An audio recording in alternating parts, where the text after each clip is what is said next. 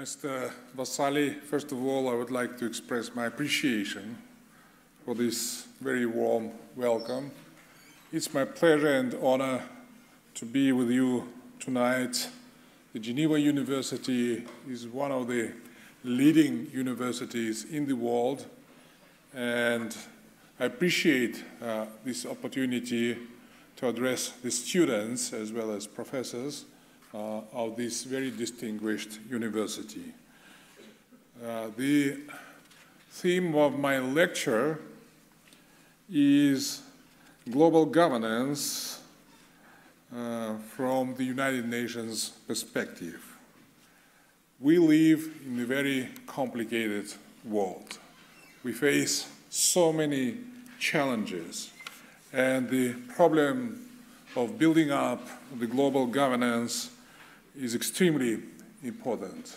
It is one of the major challenges and tasks we have to address while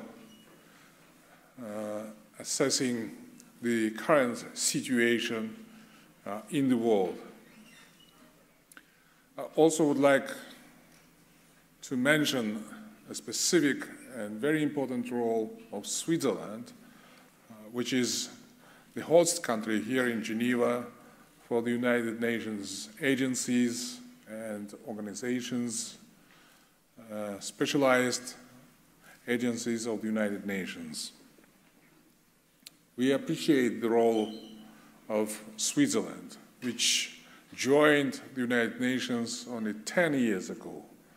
Within this very short period of time, Switzerland made an indispensable contribution to the United Nations, increasing the profile and record of our common organization. And it is not coincidence that it was the representative of Switzerland, Mr. Joseph Dice, the former president of your country, who was elected as president of the General Assembly of the United Nations. And he was absolutely successful in accomplishing his mission as president of the General Assembly of the United Nations. Yesterday, we celebrated United Nations Day, our birthday, and I'm very happy to be with you tonight, just on the following day of our common holiday, because, as I said, the United Nations belongs to the whole humankind. The United Nations is absolutely indispensable, and I did not change my assessment and view with regard to the United Nations. I strongly believe to the objectives and goals we all, the international community, either Switzerland or other countries, share while pursuing peace and safety around the world. The world has radically changed, either politically or economically and culturally. So tonight I would like to outline what I consider 4 major trends which will shape our societies in the years to come. First trend, economic and political diversity. The global economy has never been as fragmented as it is currently, with a combination of deflation, inflation, recession, and growth across countries and regions. We are all concerned about the financial crisis in Europe.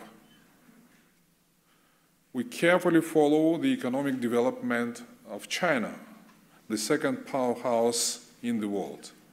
And of course, the economic situation in the United States is a matter of primary interest and concern for all the people around the world. A new South-South bloc is forming with significant resources such as population, money, and brains. For example, in 2011, last year, 56% of Chinese exports went to other South countries, which illustrates this trend.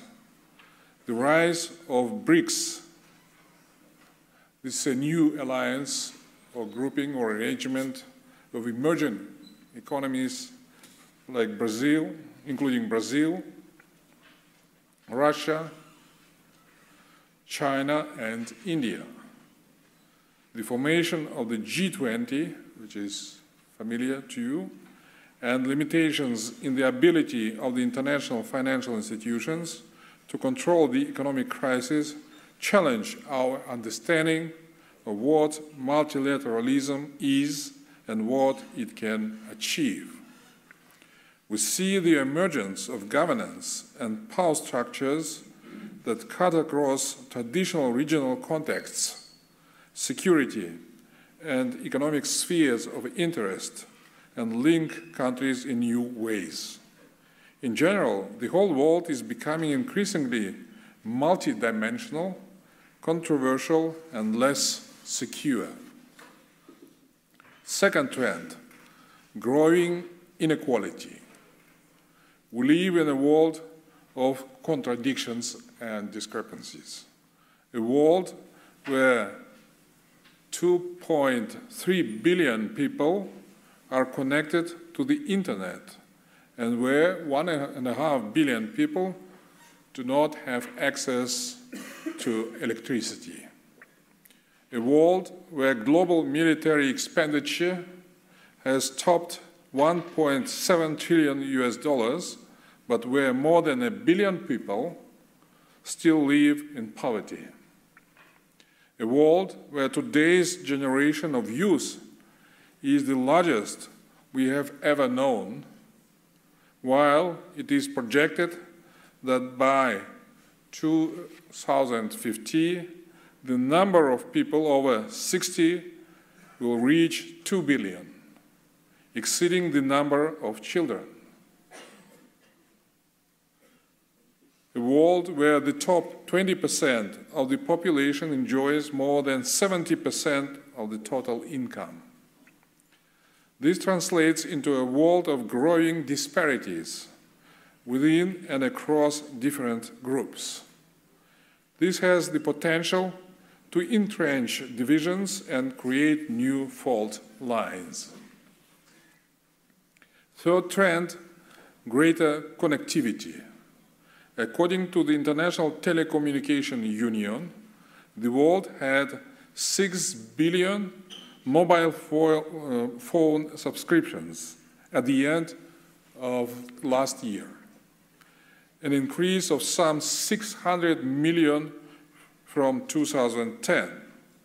1 billion of these are in China, and India is expected to hit the 1 billion mark this year. The change in pace and extent of communication is a defining feature of our era. When I was a young student in Moscow, I had to go to the post office to give a call to my native town in Kazakhstan, and I had to wait longer than 1 hour, exactly, to get a call to my native town. So precisely 1 hour. Today, we can send SMS, email, or tweet any corner of the world. So it happened just within 30 years. Who could predict 30 years ago that the world would change in such a radical manner? But this is also an area where we see the discrepancies most starkly. Most of us could not imagine daily life without internet. Yet 2/3 of the world's population is not yet online. This includes 3/4 of the population in the developing world. At the same time, the most dynamic performers in the ITU's ICT Development Index are primarily from developing countries. I believe that how we manage and facilitate access to ICTs will determine how successful we are in meeting today's development challenges. Fourth trend, interconnected challenges and new threats. Prolonged economic crisis, unemployment, a rise in intolerance, social instability, poverty, climate change, illegal drug trade, human trafficking, proliferation of nuclear materials. None of these issues can be seen or solved in isolation. This is our common challenge, and we should commonly take measures to address these challenges. We need comprehensive solutions. From my point of view, the United Nations has not yet played the role it is expected to by peoples around the world. Certainly, there are visible achievements, but there are also evident setbacks. We face a challenge in narrowing the gap between expectations and results. Connectivity brings opportunities and new vulnerabilities. Cybersecurity has emerged as one of our key challenges. Cyber attacks against transportation systems, electricity, networks, or chemical or nuclear facilities are quite possible. If carried out, would result in high numbers of civilian casualties and cause extensive material damage. We cannot afford to be complacent. What do these complex and sometimes contradictory trends mean for the United Nations? Is multilateralism really in crisis? If we want to look ahead, I think it is instructive first to look back, to consider the lessons of the United Nations' predecessor, the League of Nations. In Geneva, we are reminded of the legacy of the League of Nations on a daily basis because of the presence of the Palais des Nations, which served as its headquarters. But the lessons of the League of Nations transcend Geneva, and they transcend time. While being justifiably critical of the League of Nations and its legacy, we should, however, also admit that without the League of Nations, the United Nations would not have been possible. First lesson from this assessment. Institutional structures cannot make up for lack of political will or principled action. In a speech to youth in Zurich in 1946, Winston Churchill famously said of the League of Nations that it did not fail because of its principles or conceptions. It failed because these principles were deserted by those states who had brought it into being. It failed because the governments of those days feared to face the facts and act while time remained. The same is true of the United Nations. Whenever we allow the United Nations to turn a blind eye to abuses of human rights, to indiscriminate attacks on civilians, to denial of opportunities to fellow human beings, we run the risk of undermining our common organization. Second lesson, institutional design must be flexible. I believe that the United Nations has principally stood the test of time due to the enduring relevance and universality of its values. At the same time, the institutional design has been sufficiently flexible to allow adaptation and adjustment to new challenges. Innovation is possible. As an example, to address the challenges of failed states, United Nations peacekeeping has developed in scope and breadth of mandates based on an ongoing review process, in line with the need to address recurring conflict situations in fragile states. The Peacebuilding Commission, which was established in 2005, includes members drawn from 3 principal organs of the organization, as well as international, financial, and regional organizations, in a unique institutional format. The Commission responds both to a new substantive need, peace building, and to a need for an inclusive approach. Third lesson, real results are built over time. Key components of the United Nations, such as High Commissioner for Refugees, the World Health Organization, and the regional commissions, trace their roots to the League of Nations. They have built up expertise, networks, credibility, and legitimacy over years. We now live in a world where reporting in real time creates expectations for solutions in real time. But substantive, lasting institutional change and changes in attitude take time. It is often not a linear process. We face a very significant challenge as policy makers and global citizens in managing expectations. Together, these lessons can help guide our work to allow the United Nations to fulfill its role in our transforming world. Let me highlight four key areas where I believe we must place emphasis as the international community and where the United Nations can play a uniquely valuable role in policy making, in norm setting, and at an operational level, in line with the Secretary General's vision for a central for the United Nations in global governance.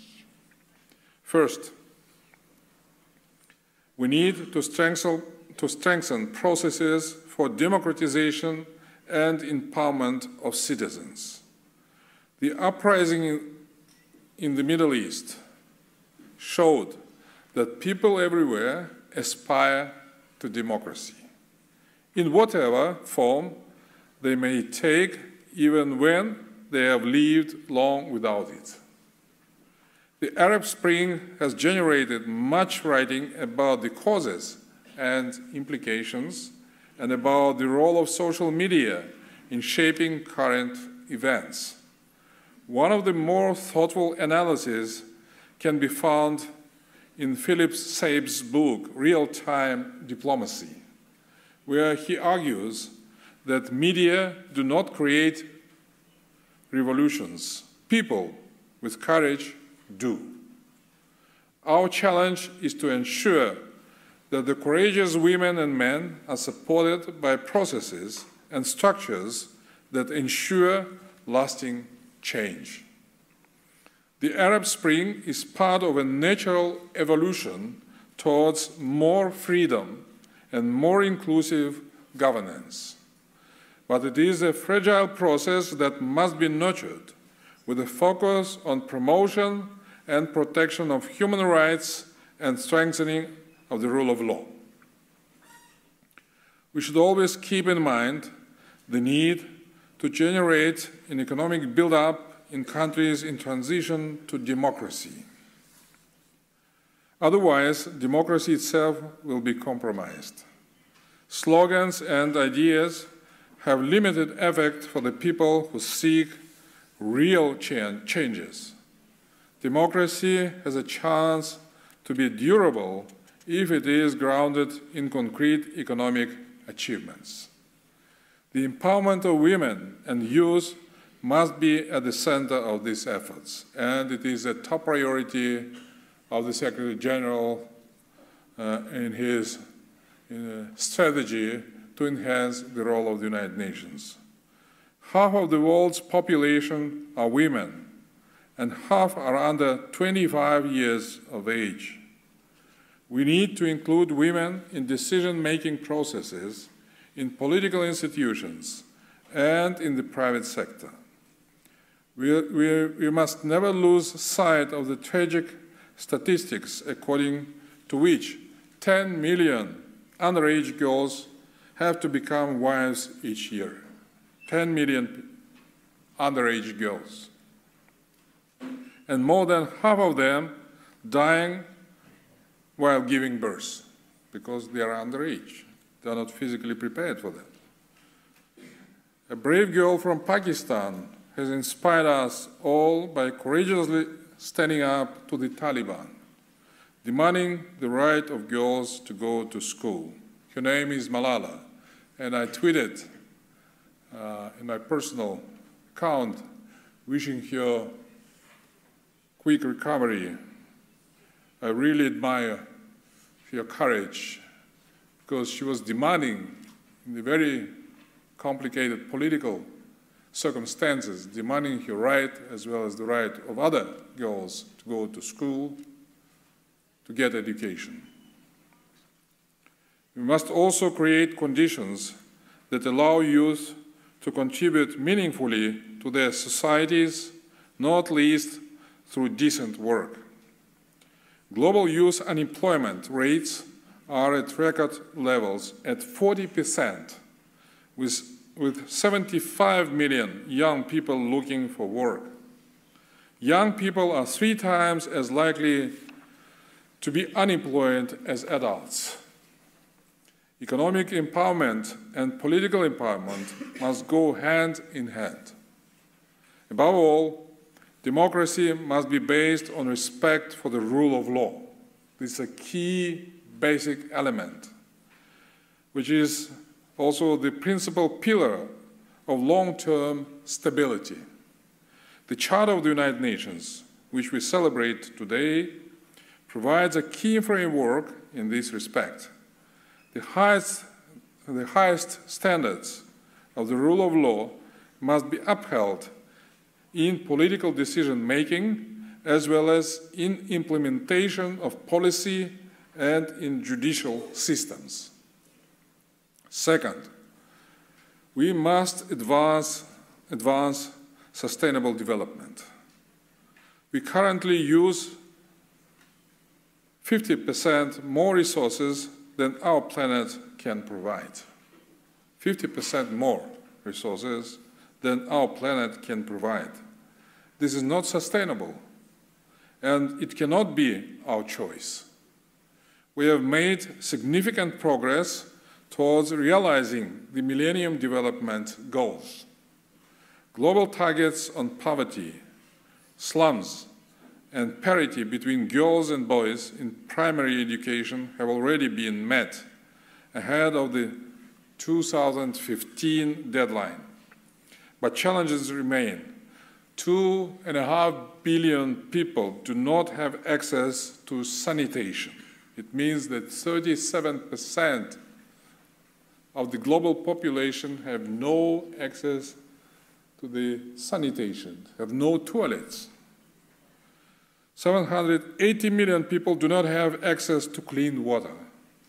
Some 3,000 children die every day of preventable causes such as diarrhea, cholera, and other diseases.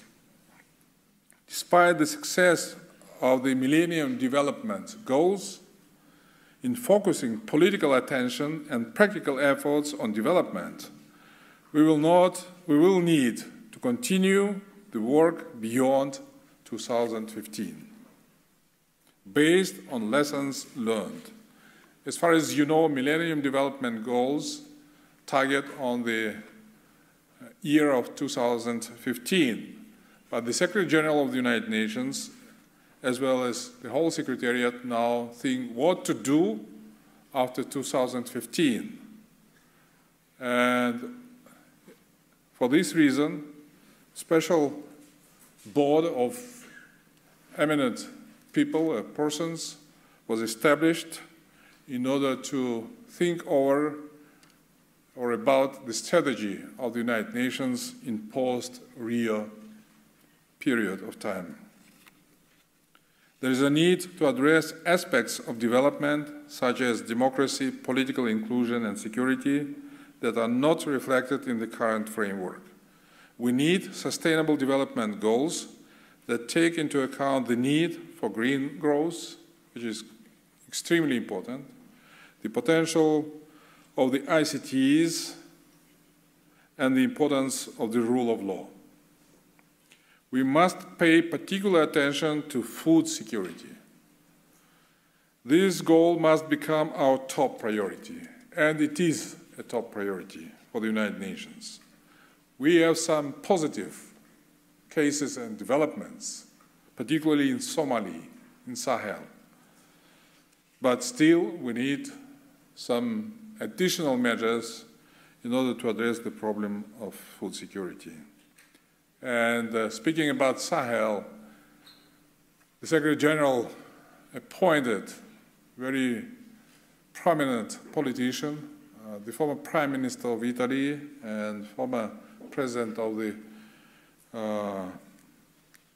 European Commission, Romano Prodi, to be his special representative on Sahel, the zone in Africa which suffers a lot from poverty and malnutrition.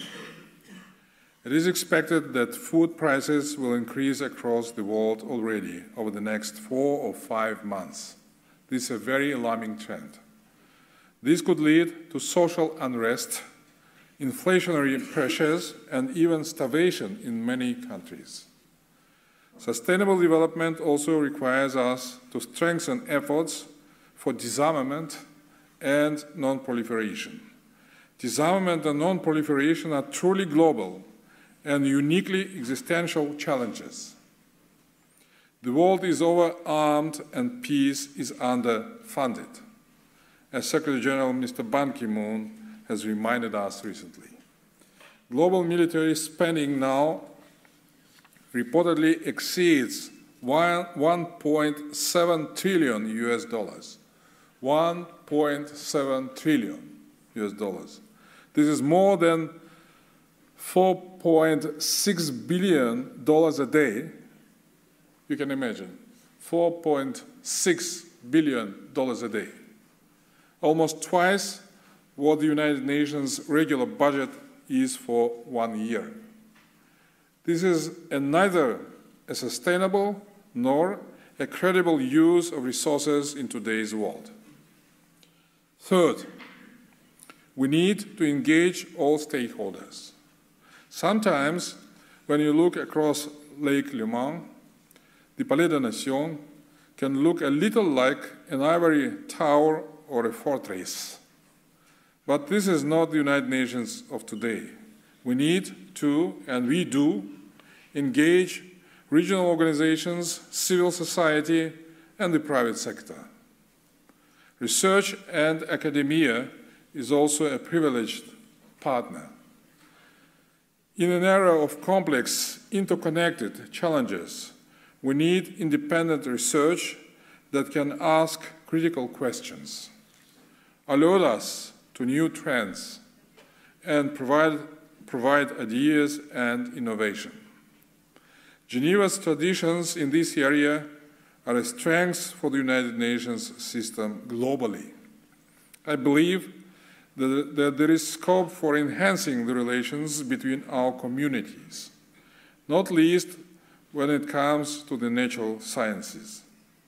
Climate change, cybersecurity, food security, these are all challenges where science needs to be part of the solution. Fourth, we need to recommit to our shared values and priorities.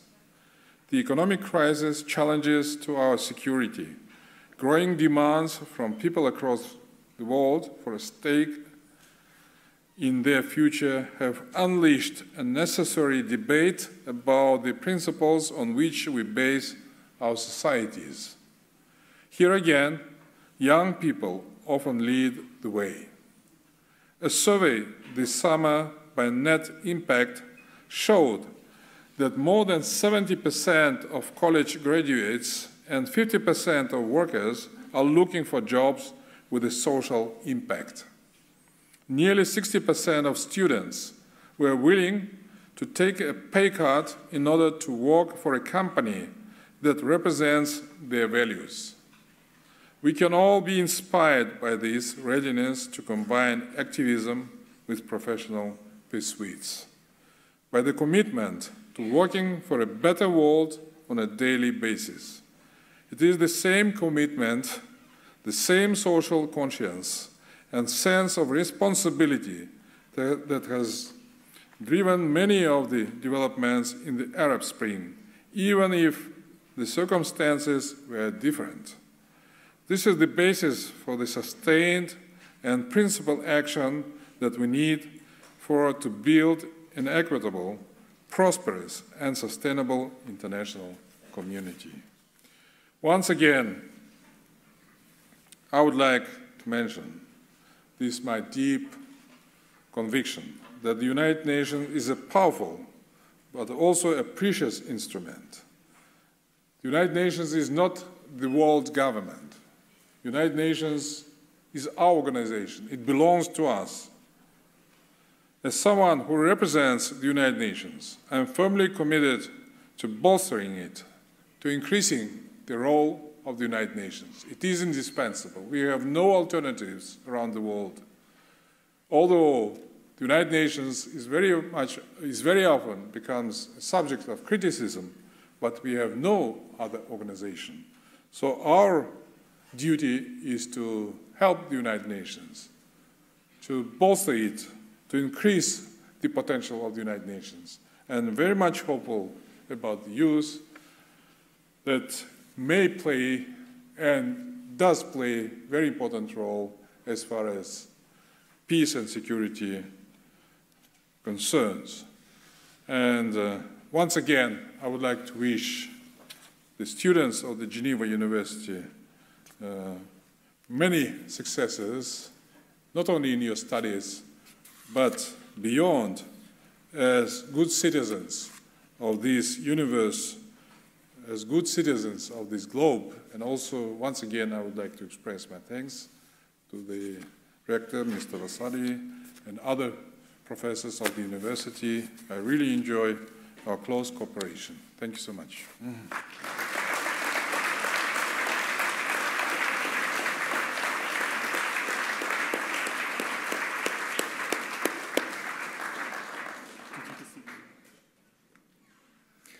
On behalf of the Rector and the University, I would like to thank Mr. Tokayev for this, I think, very thought-provoking, uplifting, and I think also positive lecture that he has just delivered to us.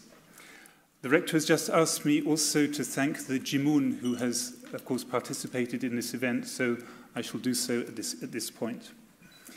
We now have a question period that opens, and I would like to make 2 points before I go and join Mr. Tokayev.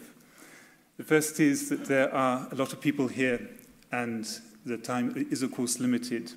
So I would ask those of you who ask questions to be succinct, to the point, and not to introduce your question with too much background information.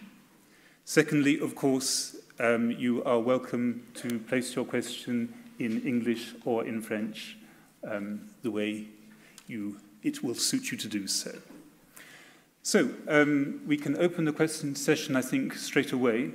I'm looking already for the first question. We have people with microphones who will come round and make you audible.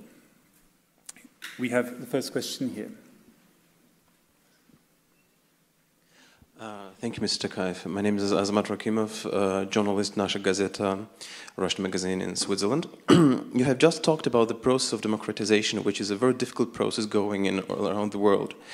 And today, Mr. Didier Buchhalter has met the Russian Minister for Foreign Affairs, Sergei Lavrov, where they have discussed the situation in Syria.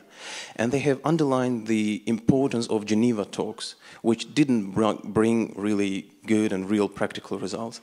How do you see the results of those Geneva talks, and how do you see the role of the United Nations in the process of democratization in Syria? Thank you. Thank you for your question. My assessment, my view of the Geneva talks on Syria is quite positive. On the 30th of June this year, the foreign ministers of P5 major countries, permanent members of the Security Council, plus foreign ministers of other countries, including Turkey, Saudi Arabia, Qatar, and also the chief of the foreign policy of the European Union, Catherine Ashton. We're here in Geneva discussing the issues relating to the situation in Syria. And I would say that this meeting, and I was also attending the meeting chaired by the Secretary General of the United Nations and also his special envoy, former special envoy, Mr. Kofi Annan. So the meeting was quite successful because it succeeded to produce a document, a very important document, statement, which has laid down major principles of the solution of the Syrian crisis. And until now, we have no other documents. This is a single one, which has been produced in the margins of the United Nations here in Geneva. So we must be proud that it was Geneva which somehow provided good circumstances and good environment for this very productive meeting. But the problem is that the statement which has been issued here in Geneva is not, has not been implemented. And the former special envoy, Kofi Annan, in his recent interview also expressed his concern about this case, saying that there were major principles, the ceasefire, the respect of the interests of all conflicting sides, but then there was no follow-up. So I think that foreign ministers, both of Switzerland and Russian Federation, while expressing their concern about and disappointment about the lack of follow-up of the Geneva discussions, at the same time should have admitted the importance of the document which was issued here on the collective basis. Thank you. We have a question over here.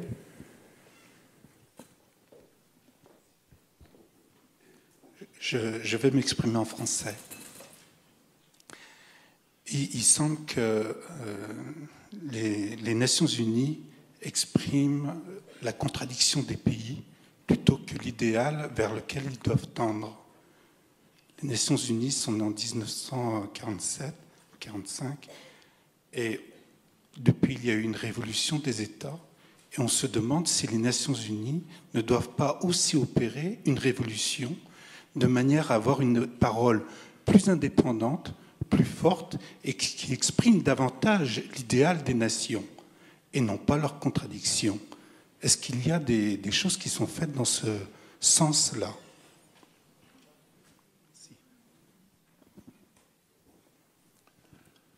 The United Nations is considered to be perhaps the best invention of the 20th century.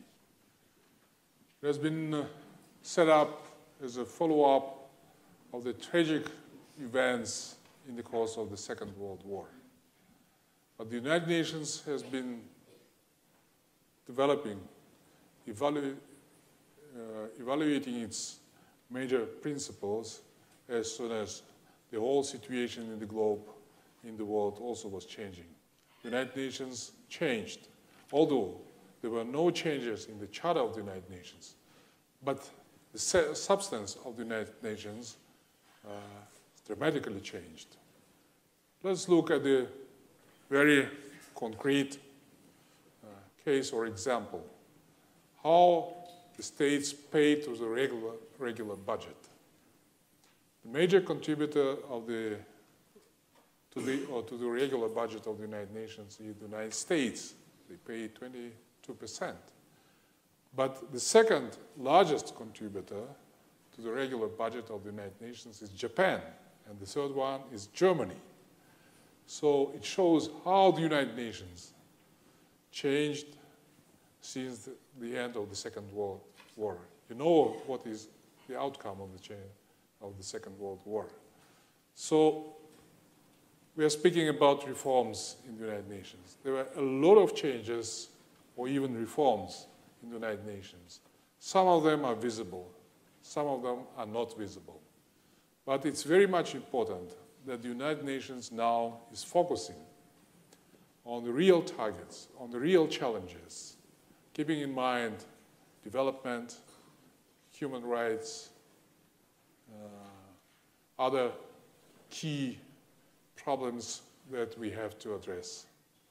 And the United Nations, from my point of view, is becoming very quick, very flexible, reacting to the conflicts that unfortunately do happen in certain parts of the world.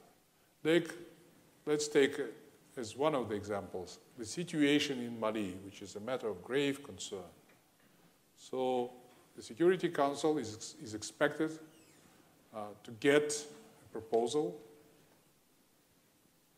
of certain countries, or report of certain countries, to undertake measures, very drastic measures, including military actions with regard to Mali in order to prevent the situation to get worse. And this decision is expected to be taken very soon, so that the international forces might go into Mali in order to settle the situation, which is extremely serious, and if not addressed properly and on time, may have very bad implications, may cause very bad implications, not only to the regional situation, but much beyond. So the United Nations is becoming very much reactive and flexible toward the regional conflicts. And we always keep in mind that it's much better to prevent the conflicts or large-scale wars than to cope with the consequences of the very bad developments and events. So the preventive diplomacy, the need to take drastic measures, radical measures, including military operations on time, are becoming very much accurate in the agenda, in the operative agenda of the United Nations. And I think that it's only a single way to address the problems, to act very quick. Unfortunately, we just mentioned the situation in Syria.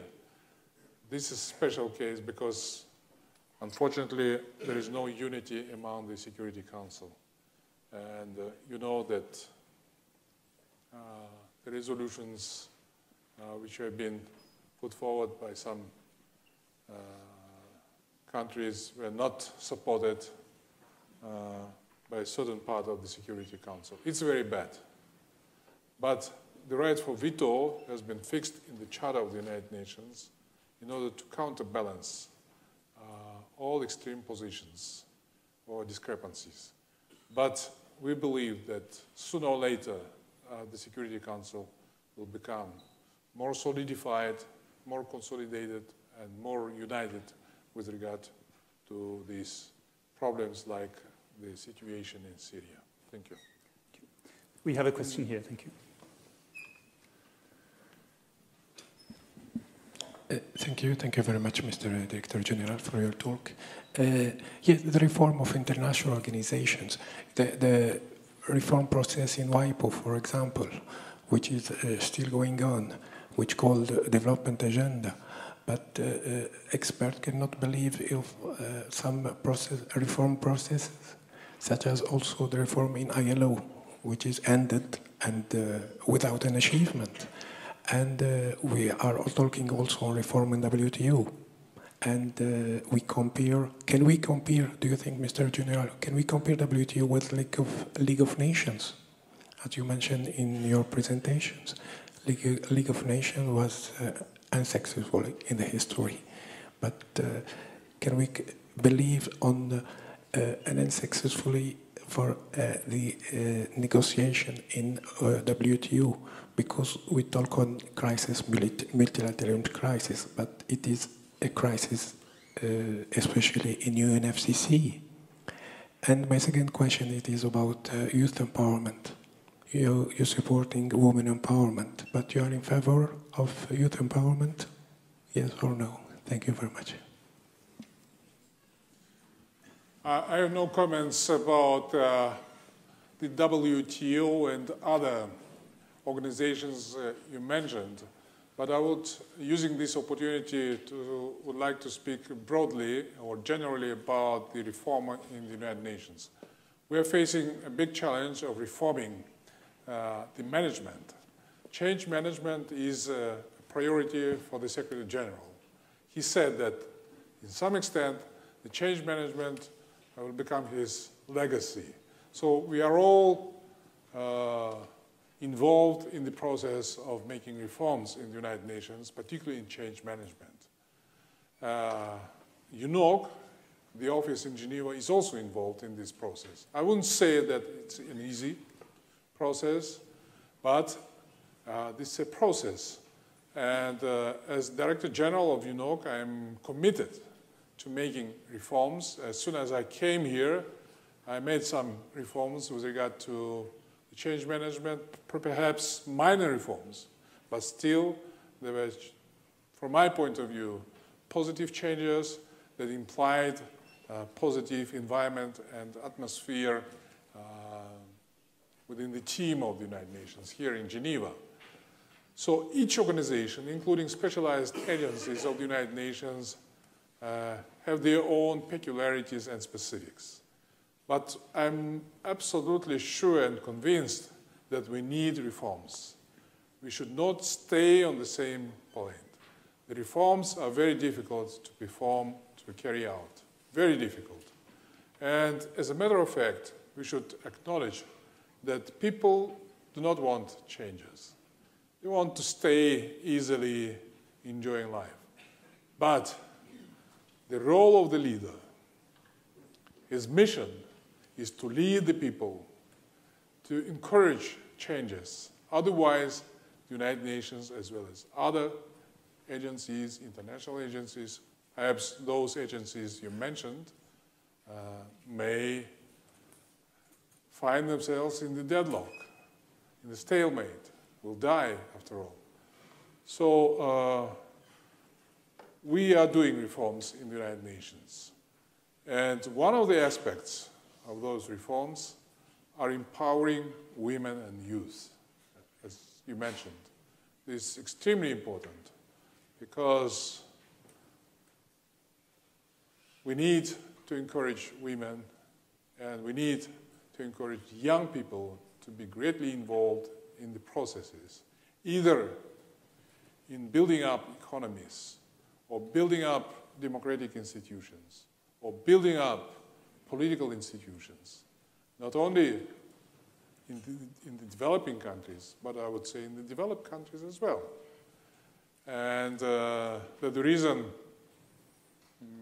I'm using every opportunity to meet with the younger generation, with the members of GIMUN, this is Association of Younger Youth Organization. And speaking about women, in UNOC we have a parity, 50-50%. And still, I believe that we have opportunities because my feeling, my personal feeling when I came here, that women, particularly in the United Nations, work better than men. They are more meticulous and more responsible. And I think that we should upgrade the level of the presence of women in the United Nations and in all sectors of the social life. Thank you. We have time for one more question. The gentleman at the back, I think, was asking.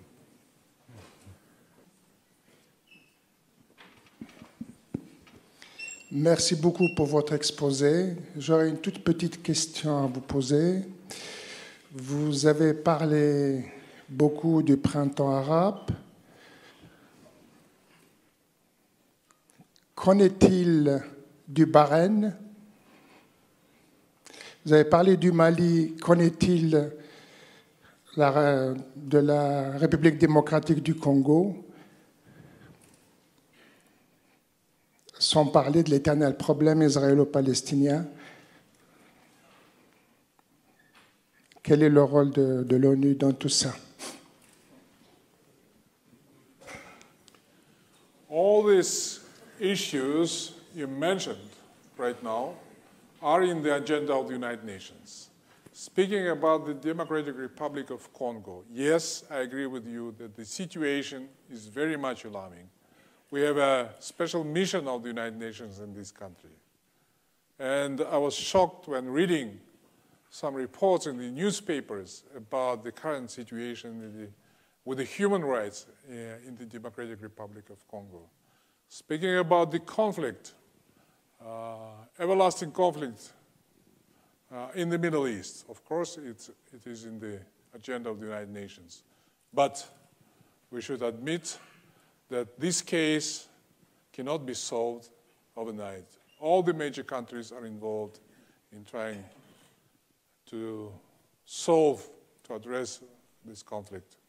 But we should not be presumptuous or over hopeful about or have over expectations with regard to this conflict. We should be realists and pragmatists.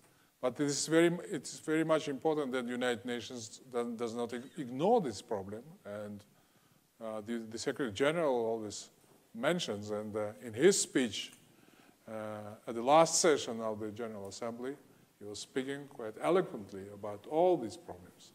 My personal view,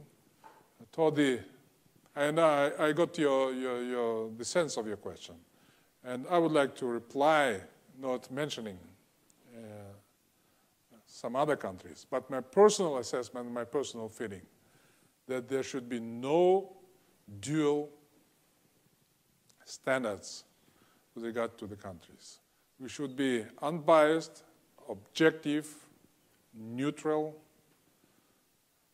but as Secretary General of the United Nations said, we should not be indifferent. We should not be indifferent. And of course, we should be very much objective with regard to the assessment of the policies, either foreign or domestic policies of certain countries. Thank you so much. Mm-hmm. In a few moments' time, the delegation will be leaving the room, and I would ask you to remain seated until they have left, very kindly. And I would now like to reiterate the thanks that I made about 20 minutes ago, not just for the lecture which Mr. Tokayev gave us, but also for the very informed and developed answers that he gave us to the questions that members of the audience asked. So once again, thank you very, very much for everything you've done for us tonight.